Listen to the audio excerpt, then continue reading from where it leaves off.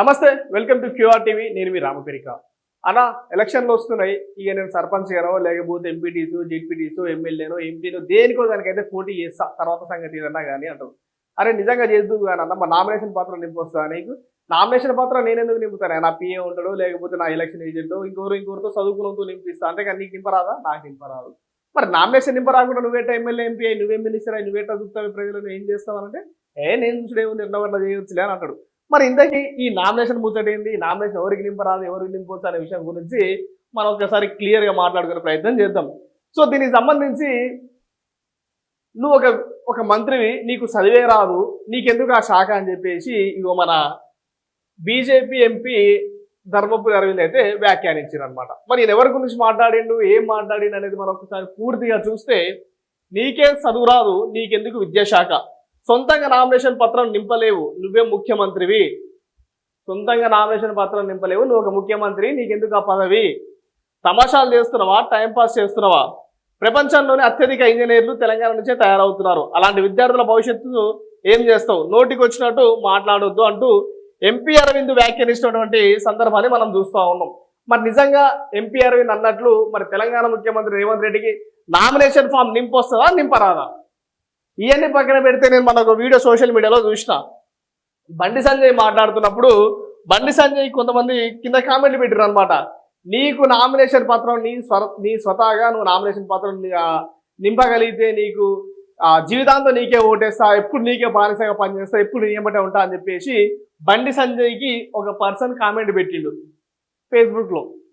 So మరి ఇక్కడ నీకు చదువు రాదు, నువ్వే ముఖ్యమంత్రి, నీకు నామినేషన్ పత్రం నింపరాదు అని చెప్పేసి తెలంగాణ ముఖ్యమంత్రిని విమర్శిస్తున్నటువంటి అరవింద్, ఎంపీ అరవింద్, మరి మీ పార్టీలో అయి ఉండొచ్చు, మరి మీ పార్టీలో ఇంత దూరం ఎందుకు? మీ స్వయాన మీ ప్రధానమంత్రి నరేంద్ర మోదీకి నామినేషన్ పత్రం నింపవచ్చు అడిగినావా ఎప్పుడన్నా? ఏమైనా నీకు నామినేషన్ పత్రం నింపొస్తా, నువ్వు పీఎం అయినా ప్రధానమంత్రి మా అందరికీ అధ్యక్షునివి కదా, మరి నీకు నింపొస్తుందా నామినేషన్ ఫామ్ అనే రోజు అని అడిగినావా? అడగవు. ఎందుకు అడగవు? ఏమంటారు చూసినావా, ఎవరి వెనకాల గురిగింజకున్న నలుపు కనపడదు అన్నట్టు ఎవరిది వాళ్ళకి కనపడదు. మరి నిజంగా నీకు నింపొస్తా నామినేషన్ పత్రం? మరి నీ పార్టీలో ఎంతమందికి నింపొస్తుంది? సరే, ముఖ్యమంత్రి నింపొచ్చా నింపరాదా అనేది పక్కన పెడతాం కాసేపు. మరి నీకు నింపొస్తుందా అని అడుగుతున్నాను నేను. ముఖ్యమంత్రి నింపరాకపోవచ్చు, నీకు నింపొస్తుందా? మరి నీ పార్టీలో ఇప్పుడు సెంట్రల్ మినిస్టర్ బండి సంజయ్కి నింపొస్తుందా నామినేషన్ ఫామ్? నువ్వు ఎవరైనా నింపినా నామినేషన్ ఫామ్? ఇట్లా ఉంటుంది ఇలా ముచ్చట. నీకు రాకపోయా, వానికి రాకపోయా, మధ్యలో పిచ్చోళ్ళని చేసి ఇంజనీర్ చదువుకున్న వాళ్ళు మమ్మల్ని ఆగం చేసి తప్పితే మీలాంటి వాళ్ళని తీసుకొచ్చి అధికారులు కూర్చోబెడితే గింతే ఉంటుంది. ఆ ముఖ్యమంత్రి గట్టినే ఉన్నాడు, నువ్వు గట్టినే ఉన్నావు, ఈ రాజకీయ నాయకులందరూ గట్టినే పాడారు. ఒకరి నామినేషన్ పత్రాలు నింపరాదు, ఒకరికి స్వయంగా ఒక పోలీస్ స్టేషన్ పోయి పర్మిషన్ తెచ్చుకోవడం రాదు, ఒక ఎలక్షన్ నిబంధనలు ఎలా ఉంటాయో తెలియదు, ఒక ఎలక్షన్ ఆఫీసర్ దగ్గర పోయి ఏం మాట్లాడి ఏ ఫామ్ తెచ్చుకుని ఏది ఎలా రాయాలో తెలియదు. ఏమైనా తెస్తే మీ ఎలక్షన్ ఏజెంట్ మీ ఉన్న నింపితే చేసేది తప్పితే నీకు కానీ ముఖ్యమంత్రికి కానీ మీ బండి సంజయ్ కానీ మీ నరేంద్ర మోడీ కానీ ఎవరికి కూడా ఈ నామినేషన్ ఫామ్ అయితే నింపరాదు అనేది వాస్తవమైన విషయం, అందరికీ తెలిసినటువంటి విషయం. మీ ఇద్దరు మీరు తీసుకోవడం చెప్తే మీరు మాట్లాడేది ఏ ఉండదు. నామినేషన్ పత్రం నింపరాదు, ముఖ్యమంత్రి నింపరాకపోయి, నీకు నింపరాకపోయి, బండి సంజయ్కి నింపరాకపోయి, ఎవరికి నింపరాకపోయి. నిజంగా ఎలక్షన్లు పెట్టే ముందు కనీస విద్యార్హత పెట్టాలి.